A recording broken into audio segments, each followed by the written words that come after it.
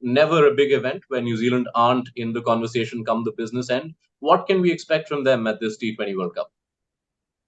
Well, again, I think it's another really good side. The feature of the side is the number of all-round options they've got. They've got a number of spin bowling all-rounders, Bracewell and Santner in particular. Chapman's in there. They've got some power in there. They've got, I think, a good opening three.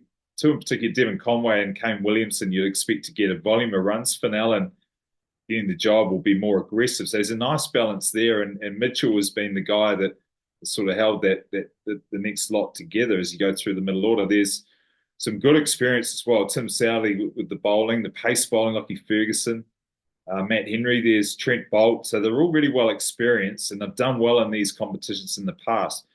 The trick is for them is the first hurdle down in Guyana is just getting conditions right and coming up against a couple of good sides. Afghanistan, we've talked about being a difficult side in the right conditions to beat. So they've got to overcome those hurdles. I think if they do that and get players in form and get players in the right position, then I can see them threatening. They're going to have to play well.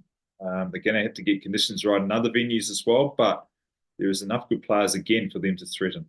Kane Williamson hasn't played much T20 cricket in the last 18 months. I think it's just 4 or 5 games since the start of 2023. How much of a factor is that as he leads New Zealand out in the Caribbean?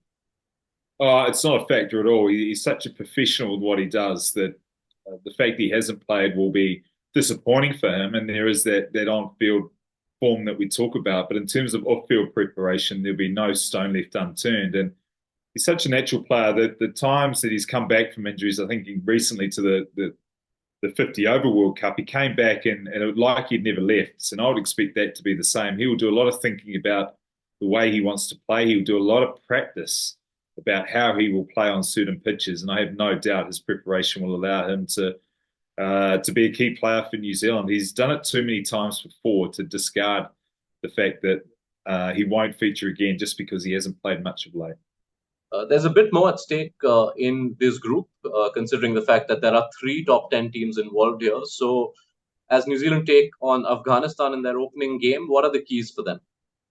Well, getting conditions right. So understanding the first game on a surface can be when it's at its best, and that could be New Zealand's advantage. I think if they've got them with a few games on that surface, it would be even more tricky. So they will be hoping that it's an even surface, and if that's the case, a bit of pace in there, a bit of bounce, so the tall New Zealand seamers can perhaps get above the shoulders a little bit more of the Afghan batsmen. But what they will be wary of if conditions are slow and low with a little bit of turn, because the spinners led by Rashid Khan can be deadly, and the batting of Afghanistan as well can be deadly. They've got some absolute no fear players with some good talent. Seam bowling, swing bowling's coming on as well. So I think they're a real tricky little side, and if the conditions go their way and they get a bit of a sniff in this game, New Zealand are going to be under some real pressure. So, if it were to favor spin, which it can do in Guyana, and it makes it a more even contest, which of the New Zealand batters become the most key in handling the Afghan spin threat? Well, depending on how they go, the top of Conway is a good player of spin. The left and right combination will be important. So again, you go to the top three. If you get a fast start with Allen and then Conway and Williamson do a majority of the batting, they're very good players of spin and have the ability to manoeuvre the ball. Mitchell is also a good player of spin. So your top four are very capable. The other Phillips and Chapman, there's enough good players that can play spin, and Neesham if he gets that all-round role. And then the length of New Zealand's batting, if they play Bracewell, if they play Santner, you've got a lot of batting there that can combat it. But you're going to have to play very well. So making sure your shot selections are right for the ground, you're using power at the right time, and not being clumsy. You can't afford to be nervous or clumsy when you're playing a deadly spin attack, because if you open an end up and lose a couple of wickets or wickets in clumps, then that can be very damaging towards the game. And just finally, looking ahead to New Zealand's second game, which is West Indies at Aruba, how do you expect that one to pan out? And how big an early challenge will that be for New Zealand's bowlers against the firepower of that West Indies batting lineup?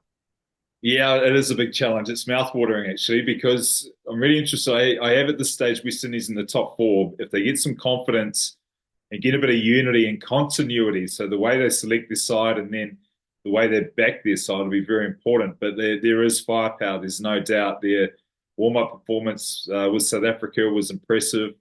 They've got players that on their day can win the game. And that's what we're talking about with this format of the game. It can be one or two players doing their jobs well or doing it with flair, and that could be enough for them to win. So another nervous, tough game for New Zealand. You have to be very disciplined, in particular when those key moments, when their key batters are coming at you. Poran in particular, how do you shut down Poran? Russell, how do you shut down Russell? And then all the players in between. Your positive defense with the ball is going to be tested. And that just means making sure if it's a Yorker that's needed, your accuracy is high under the utmost pressure, because if you miss, you're going to pay the ultimate price. So, yeah, a couple of really tough games for New Zealand, and an interesting one for the West Indies to see if they can settle under what will be a little bit of pressure from being hometown and potentially up in that top four favourite bracket. Introducing the epic new Swift. Time to go Swifting.